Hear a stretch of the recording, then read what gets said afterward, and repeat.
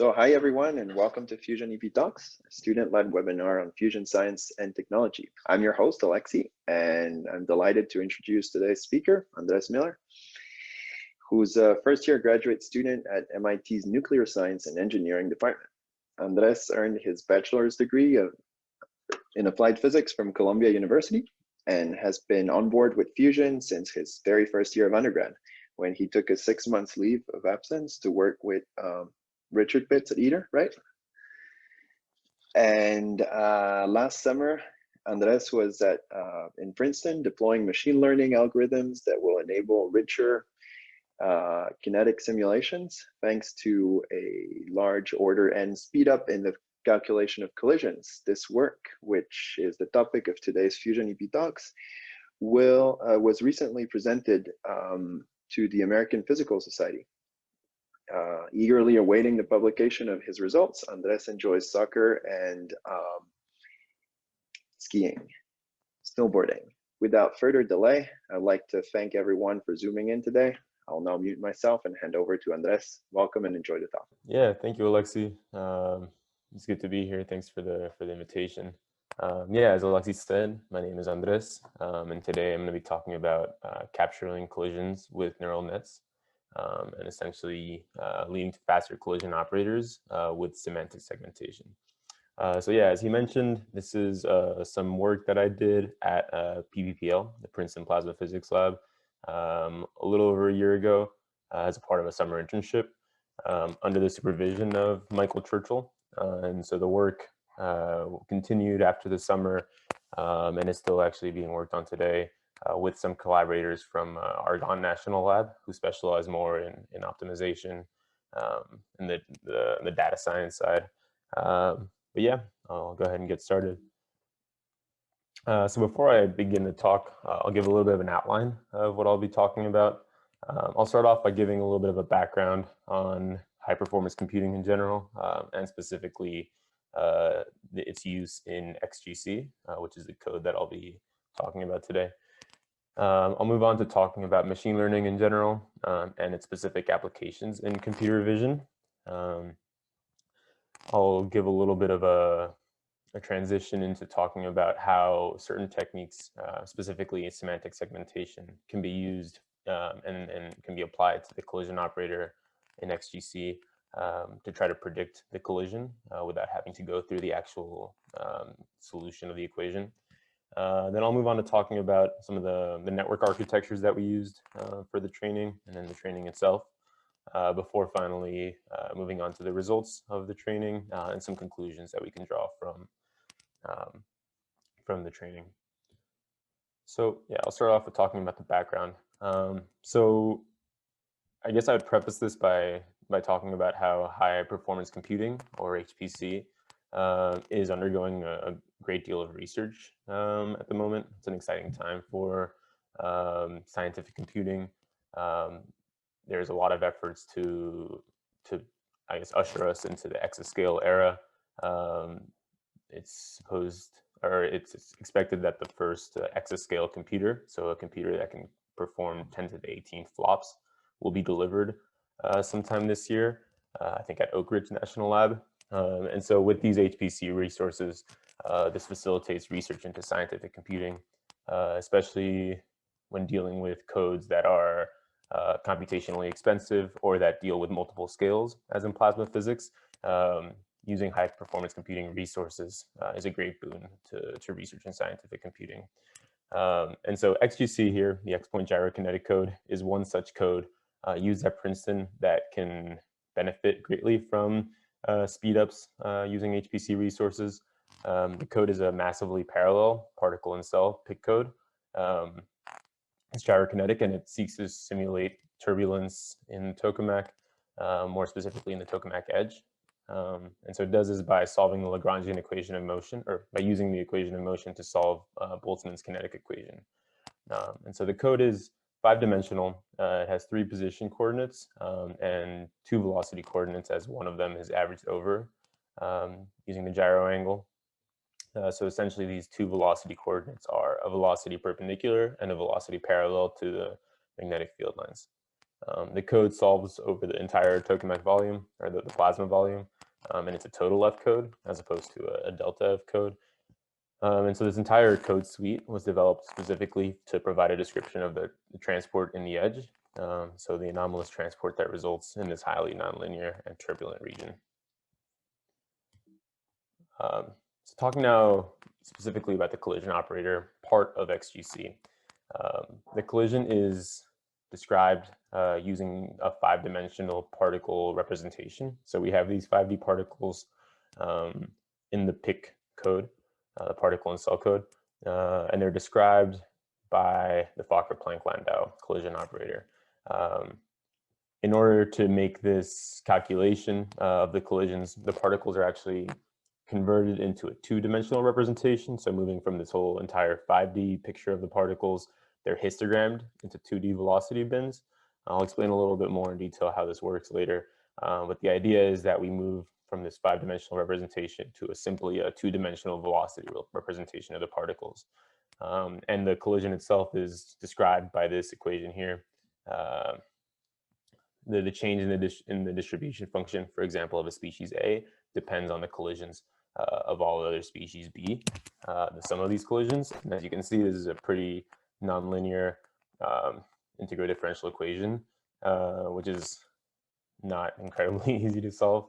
You can also note here that there's velocity space gradients in these del V's. So that'll be important to note later on.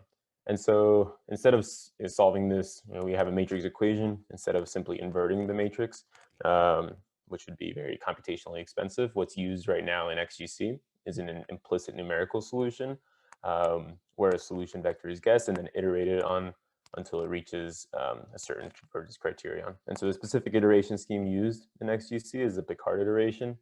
And this continues to iterate until relative errors in density, momentum, and energy reach a certain numerical threshold that is set by the operator of XGC. So one of the problems with, this is a pretty complicated equation to solve even iteratively. But the issue is that the scales as b squared, so where b is the number of species colliding. And so as more and more species are simulated in XGC, more specifically as impurity species are included in the code, it's expected that this collision operator will become a bottleneck for running the code. It'll become quickly the most computationally expensive part. So the idea is to try to use machine learning to try to speed up its solution. So moving on a little bit into machine learning, I'll give a very high-level overview of neural networks. I'm by no means an expert on this, but this is kind of my understanding of it, and I think it's enough to try to understand what's going on here. But we essentially have some sort of network here. For deep neural networks, these are usually multiple layers, as in more than a few. In this case, for a general neural network, we have L+1 layers, and at the 0th layer here, we have the input X. At the output layer, L, we have these outputs Y. And so the idea, looking here at the equations on the right, is we actually go from the bottom, from down to up. We start with these data that we want to transform, and we do a series of operations at each of these layers. So we have this matrix W operating on the X, and the W is composed of these different parameters, W sub JK over here.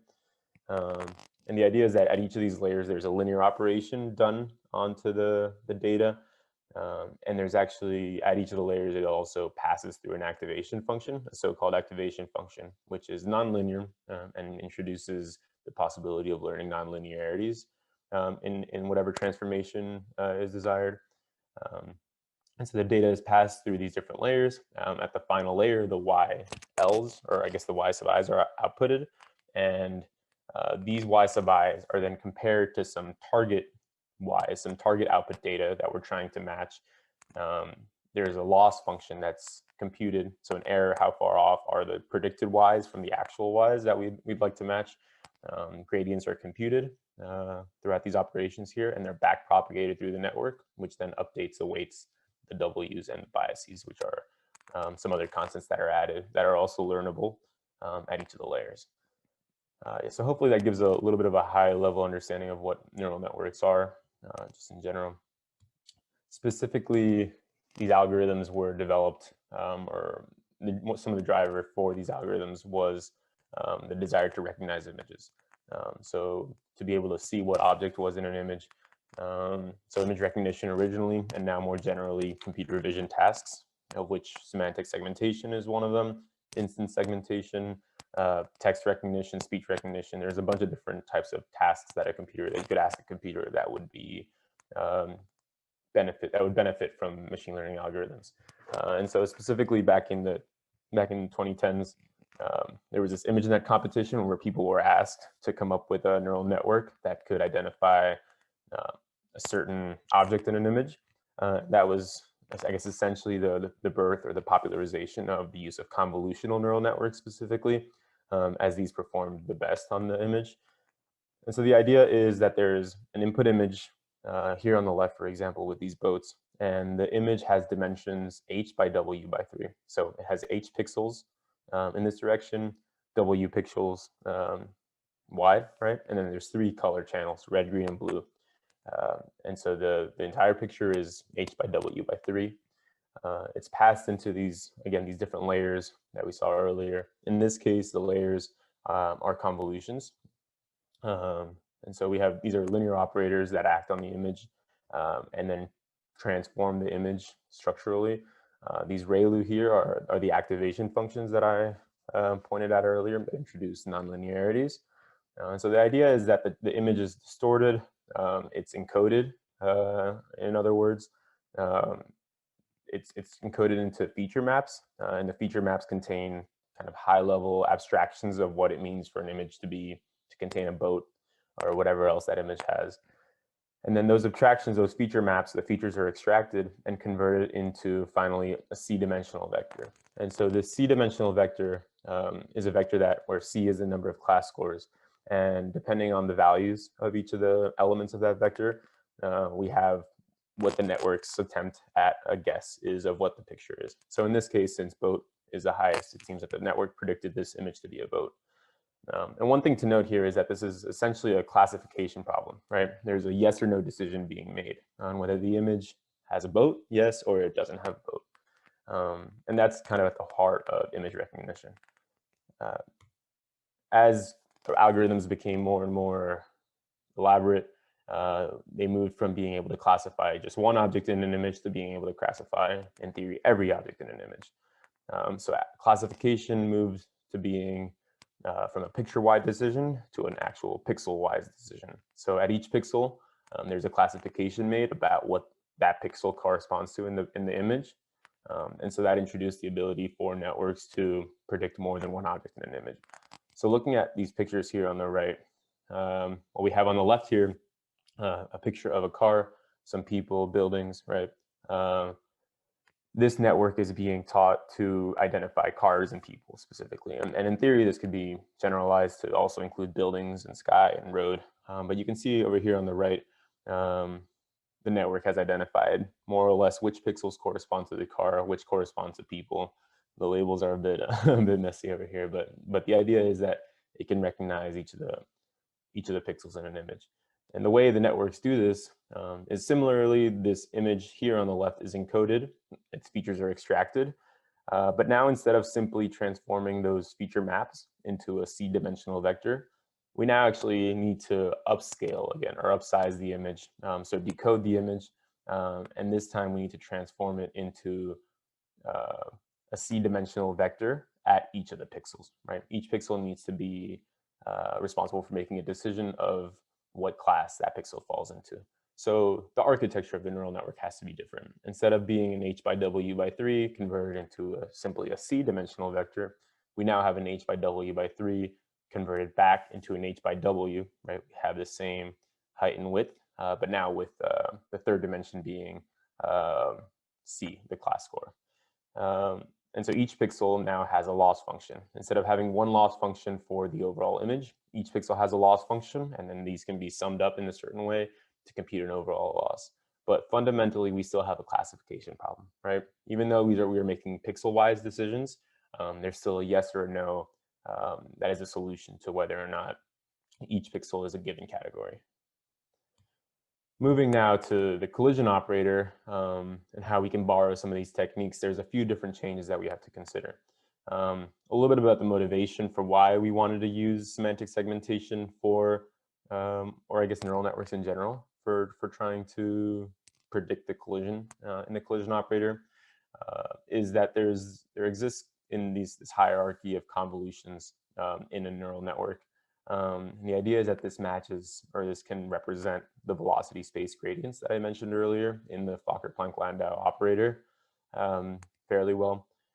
Specifically, there's 2D convolutions that are performed at the different points in space, and that this can mimic, or this can be taught to mimic, the finite difference stencil that is used to calculate the velocity gradients, which is also a local calculation at each of the grid points. And then also there's this idea that the input size, or the input, is the same size as the output. And so we want to use a similar encoder-decoder technique. And I'll explain a little bit more in a second about what I mean by the input size being the same as the output. So as a recap, with semantic segmentation, we had an h by w by 3 image converted into an h by w by c output. And so we had something like a cross entropy loss function, which would give a yes or a no decision at each of these pixels, at each pixel, right? Here in XGC, or at least for the collision operator in XGC, what's done, as I mentioned earlier, is we have this 5D particle representation, and we want to convert it to a 2D velocity representation. And so this is done through mesh interpolation. So essentially, the distribution function f is created on 2-dimensional velocity grids at each of the configuration grid vertices. And so each of these velocity grids has a size nv perp by nv pair, where nv perp is the number of bins here that correspond to different velocities in the perpendicular direction, and then similarly for the parallel direction. And there's over 2.5 million of these per simulation time step in XGC. Here on the right, we have an example of a Maxwellian particle distribution function, specifically for electrons, but it gives you a little bit of a sense of the spatial structure, or what this velocity grid looks like when it's passed into the collision operator. So a little more on the operator itself. So as I said, there's this interpolation that's performed for each of the species simulated. Essentially, the collision operator takes these distribution functions for each species. So in this case, or I'll talk more specifically about a single ion species, so just referring to them as ions and their corresponding electrons. And so it takes in the distribution function for each of these and outputs the delta F due to the collisions for each of the species. So we essentially don't have any changes in the structure, right? The spatial structure of the distribution function that's input and the output change in the distribution function. We start off with a series of velocity grids that are nv perp by nv pair, and then depending on the number of species, b, we can concatenate these and create one big array containing all of the input distribution function data, and then the output should simply be the same size corresponding to the change in the distribution function. So a little more explicitly for the single ion species that I was talking about, the change in the distribution function for the ions discretized is as a result of collisions between ions and themselves, so self-collisions, and ions and electrons. And these are functions of, obviously, the input distribution function. So one thing to note here is that delta F, in this case, is treated as a function. So it's a function of, in this case, v perp and v pair, right? The two velocity coordinates that remain in this representation. And so that's kind of begs the question of trying to use a different sort of method for evaluating the accuracy of the network. Instead of a classification problem, we've switched to a regression problem, where it's not just a yes or no decision, it's an actual decision where we want to quantify how far away is our solution from the actual answer. So looking to PDEs in general and how those are optimized. We see machine learning used widely in physics and math, and again, specifically in PDEs. So we consider this partial differential equation where the operator L is acting on our solution U, subject to these boundary conditions over here. So the boundary operator B acting on U, giving these boundary data G. We can optimize, or we can find the solution U if we propose an ansatz U hat by calculating the mean squared error, right? So this is kind of the first measure of how close our solution or our ansatz is to the actual solution. And so now I'll be referring to mean squared error as the L2 loss. Essentially, it's the norm squared of the operator acting on U hat minus the forcing function on the right. And there is also this alpha here that you can multiply the loss by. And as I'll explain in a little bit, these alpha will actually become pretty important for this problem. But essentially, we compute the loss, or C, and we attempt to minimize this function, right? And we do this by computing the gradients and then updating the weights in the network or whatever was given to produce this C or this U hat in an attempt to minimize C. So one thing to note here is that this U hat mimics or is representative of the delta F of the collision that we're trying to guess. But these theta and these phi are not exactly analogous to V perp and V parallel. V perp and V parallel are coordinates that aren't updated.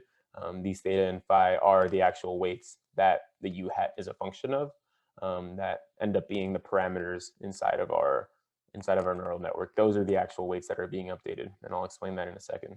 But this attacks, or I guess this accounts for the first difference of computer vision tasks with predicting the collision operator, that we now have a regression problem instead of a classification problem.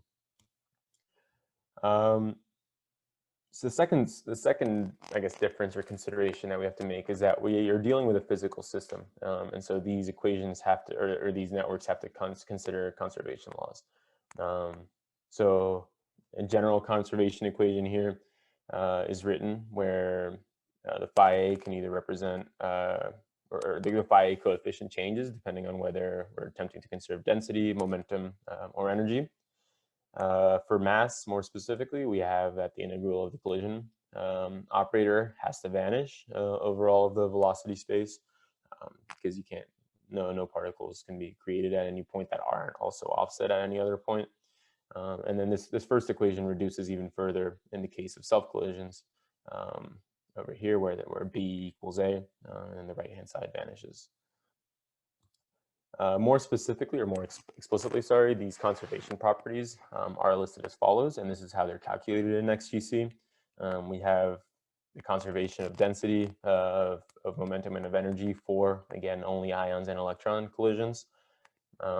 And these integrals here, these velocity space integrals, have to satisfy the following, right? That the density of the ions and the electrons must each vanish, or the changes in the density, and that the overall changes in momentum and energy, though it can transfer from electrons to ions or vice versa, also has to vanish.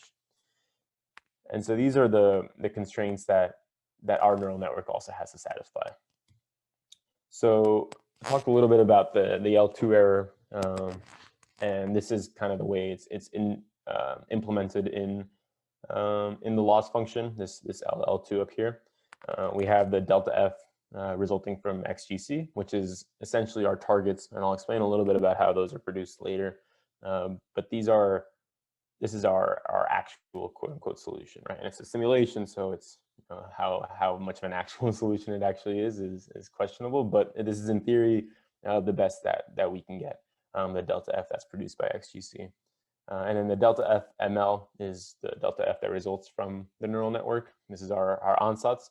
And so taking also this L squared norm gives us a sense of the error of our guess. Here we have, or below, we have the conservation loss. And so this is the loss that is incurred as a result of violation of the conservation properties. So we calculate these velocity space integrals here represented in these brackets. There's normalizations done in XGC. And essentially, we want to minimize these velocity space integrals, right? Here on the left, these integrals have to, or some combination of them have to yield 0.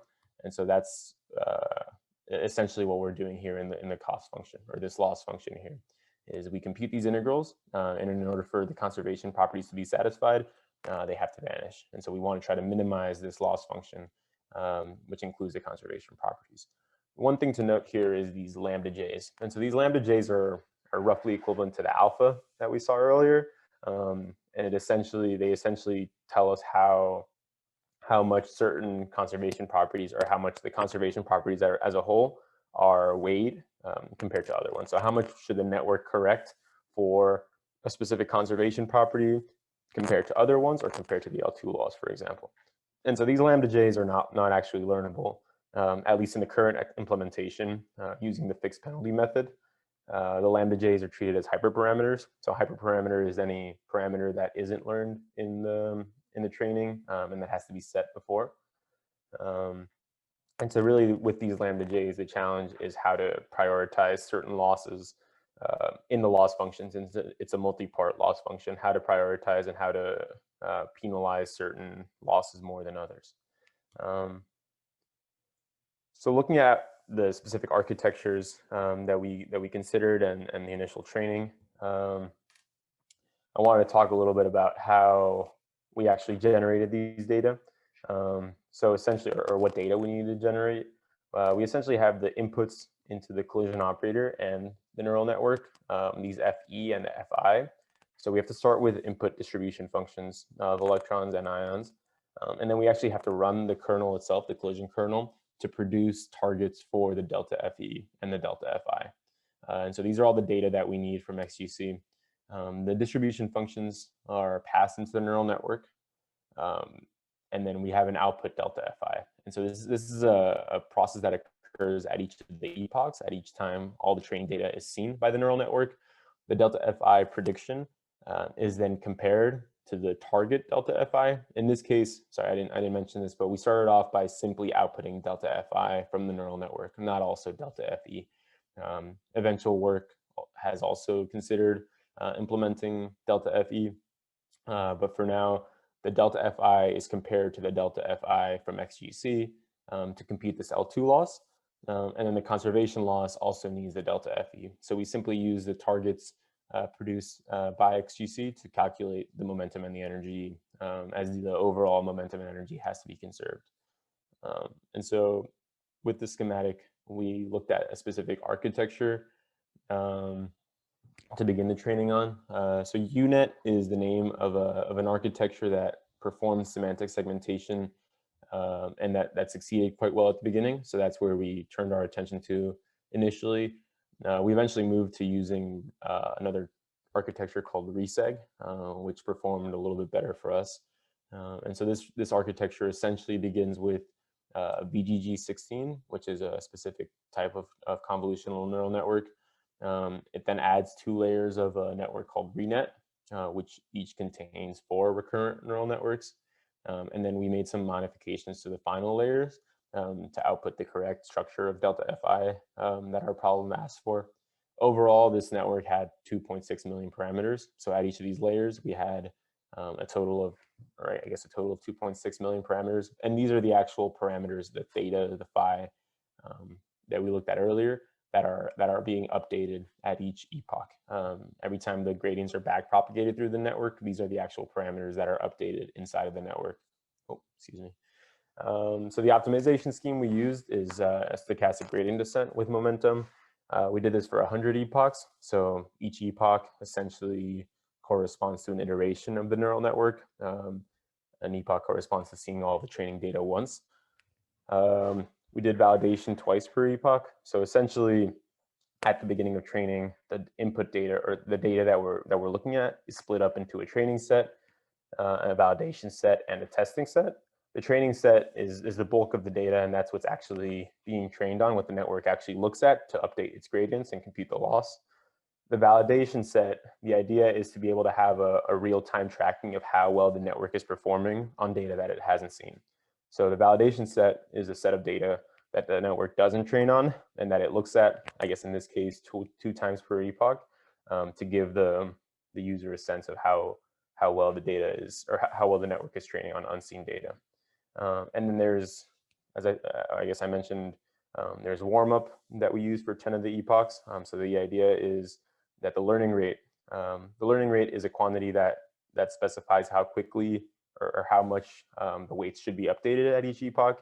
And so a common practice is to start with a low learning rate to warm up to a higher learning rate, at least at the beginning, and then eventually try to decay the learning rate every certain number of epochs to try to reach the minimum more easily instead of simply jumping around the minimum. And so this decay is done every 10 epochs. So some of the results here, these are the loss functions as a function of the epochs, so as a function of time. You can see in the top here, the L2 and the conservation are split up, and then the red line is the overall training, the green line is the overall validation. There's clearly stagnation after around 40, maybe 50 epochs. So there's decent decay for the first maybe half of it or so, and then eventually it plateaus, implying that the network can't learn anymore. Either it's reached the minimum or it's simply hopping around the minimum, and then maybe this implies that a more sophisticated optimization technique would need to be used. In B here, we have, so specifically for this black line, the conservation loss, we break it up into the three components of that loss, right? So the ion density, the momentum, and the energy. Again, the electrons weren't actually outputted by the network, at least for this initial training, so there's no electron density loss, although in theory there also would be. And you can kind of see here how the network initially begins to correct for momentum, and then once the momentum reaches a certain level, it begins correcting for the ion density and the energy. And this just depends on how much each of the losses are weighed in the loss function overall. So finally, moving to some results and some conclusions. So once the testing is, or I guess once the training and the validation is finished, we move on to running the network on a testing set. And so this is, again, another set of data that the network hasn't seen to give the user a sense of how the network is performing now on completely unseen data. And so looking at the L2 error, the structure that the network is predicting versus what the actual delta F should look like, we have here 2 points, one at a higher normalized psi, implying that the point is closer to the edge, and one at a lower normalized psi, where the point that we're looking at is closer to the core, and perhaps is more Maxwellian at a higher temperature. So the idea is that perhaps at closer to the core, the network would have an easier time predicting the transformation, as the particle distribution function is already closer to a Maxwellian, and then maybe the delta F is smaller. But we can see that in general, it looks like the network predicts the structure of the distribution function fairly well. Even these points with very higher or very high or very low changes in the distribution function in the dark blue and the yellow, we can see that at least the structure seems to be matching pretty well. Maybe a little more of a realistic look of what the network actually did in terms of conservation properties. We have here the different configuration space vertices histogrammed, and then these density, momentum, and energy fractions computed. On top here, we have the results from the machine learning. On the bottom, we have the results from XGC. So these are already converged points for the most part that XGC has produced. The red line corresponds to, so the x-axes are different here. Apologies for that. But the red line corresponds to the threshold that that XGC at least sets for convergence. So on the bottom here, we can see that most of these points, though not all, are converged in XGC. It has reached this threshold. The black line is simply the median of the data. Although if we look at the machine learning output, most of the data fall to the right of the convergence threshold, implying that though the network is converging or conserving the, excuse me, these properties to a certain value, it still isn't reaching this threshold. And admittedly, the threshold set by XGC is overly stringent, so it can be relaxed closer to perhaps 10 to the -6. And this is simply to ensure that error isn't accumulated throughout multiple collision time steps in XGC.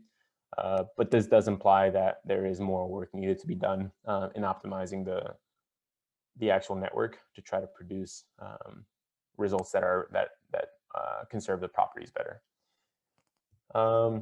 Yeah, so moving on to conclusions and some possibilities for further work. So I presented an encoder-decoder neural network that tries to enforce the conservation equations using a fixed penalty method while minimizing the L2 error in the prediction of the delta F. And so as I explained in the last slide, it's not yet reaching thresholds necessary for convergence, but it is promising exploratory work, and re-implementation into XGC would likely already produce some speed up. If the network is implemented as perhaps a preconditioner, it's likely that the number of iterations till convergence would already decrease. Though this is something that remains to be explored. Looking from the machine learning point of view, some of the considerations that we should look at is exploring new architectures. So obviously we've looked only at architectures that are used for computer vision, and who's to say really that these are architectures that would also perform well in trying to predict collisions. And then also looking at how we implement these physics-based constraints. So essentially we have a constrained optimization problem. And so looking at a variety of techniques that solve these problems would be interesting. There is already some work that is done by one of the co-authors, Alp, in trying to implement something called an augmented Lagrangian optimization scheme, which essentially turns the constrained optimization problem into a sequence of unconstrained optimization problems, and then uses a Lagrangian multiplier to try to optimize for the overall loss function. And so he has written a paper about this in the archive. So if anyone's interested in learning more about this optimization scheme applied to this problem, feel free to check that link out. And then moving on to some of the physics considerations. So one thing is with machine learning in general is that it's important to have a range of parameters to span a large enough range of parameters. So specifically for the collision operator, obviously the collisionality is a very important indicator of collisions in the operator. So ensuring that a certain level of, or a wide enough range of collisionality is spanned is important. Perhaps also looking at other simulation data. I didn't actually mention this, but the data that we were looking at was for a simulation of the jet tokamak. So perhaps looking at other tokamaks that span a different parameter space of collisionality would be important for training. And then also considering perhaps convergence in the actual collision operator in XGC, trying to incorporate that into the training. So looking at specifically the number of iterations to converge in XGC itself, perhaps it would be more beneficial to divert some of the resources of the machine learning model to focusing on points that converge less quickly in XGC. If points, for example, in the core converge a lot more quickly than those in the edge, it might be more useful to try to learn the transformations in the unconverged or the more slowly converged points. And then finally, the impetus for this work was trying to simulate, or was in preparation for including a large number of impurity species in the code. So in this case, we've only simulated ions. There has already been work to also, or I guess predict ions. There has already been work to also output electrons from the neural network. Although ideally we'd like to generalize the neural network to be able to take in any number of distribution functions of any number of species and to output changes in the distribution function due to the collisions. But with that, I think I'll finish. And I see there's some things in the chat. I'm happy to take any questions if anyone has any. Thank you so much, Andres, for the nice presentation. Hi. Hey, Marco. This is Marian. I'm from Princeton. I don't know if you remember, but Of course, yeah. long time no talk. Exactly. But I saw that you put in your abstract that, and you also said it in the beginning, that with more and more species, this collision operator solver might be prohibitively expensive in the code. So I'm wondering, I mean, obviously, if you want to train a neural network on this operator with multiple species, you need to use the solver to generate training data. So then have you guys thought about whether it'd be prohibitive to generate this training data with multiple species then? Yeah, no, that's a great question. Thanks for mentioning that, because that is something I definitely glossed over. You do need to actually run the operator to produce the training data. I think the idea is that in production runs of XGC, So if you have to run this collision operator over and over and over again, and then many times throughout one simulation, that's when it becomes prohibitive. I think running it a few times to generate the training data isn't it's still time consuming, but it's not at a point where it has to be used routinely. And so it's not at that point prohibitive, I think. So that data can be generated. I think the idea is that once the code has to be run over and over again, that's really when we'd like to have some sort of faster solution. Okay, gotcha. Thanks. Hi, thanks for the very interesting talk. Did you consider maybe removing this semi-supervised constraint to being completely unsupervised and only learn from the differential equation loss? Yeah, so that is something that we talked about later on. We definitely spent most of our effort on this supervised learning with the target data. I think the idea is that it would be tough to implement this as unsupervised learning. I think that the collision operator itself is too complicated to try to learn from without having some sort of target data that are already created. Although I don't know, I guess, more specifics about how that would actually be implemented. Although I do know that they did think about potentially using unsupervised learning, but it didn't seem to be a solution that was as easily accessible, I guess. Yeah, sorry for the unsatisfying answer. No, that's it. Thanks. Hi, thanks Marco for the talk. Very interesting. I just wanted to ask you a couple of questions. Sure. One is regarding the VGGNet. Did you start it as a transfer learning problem, or you just took the architecture from it? And also, Yeah. Oh, go ahead. I was thinking, did you also try to define an architecture yourself, maybe more? I know VGG is for image classification, starts from image classification problems. Mm-hmm. You try to define your network yourself for the problem. Yeah, so for your first question, we just took the architecture itself. We didn't really see the possibility of transfer learning here, since this was a pretty novel, I guess, problem, in that people really hadn't trained neural networks on collision operators like this. Though I think the idea would be to use transfer learning as we generalize to higher species. If the network learns a certain transformation for the ions, it's expected, I guess, that a similar learning can already be applied to impurity species as well.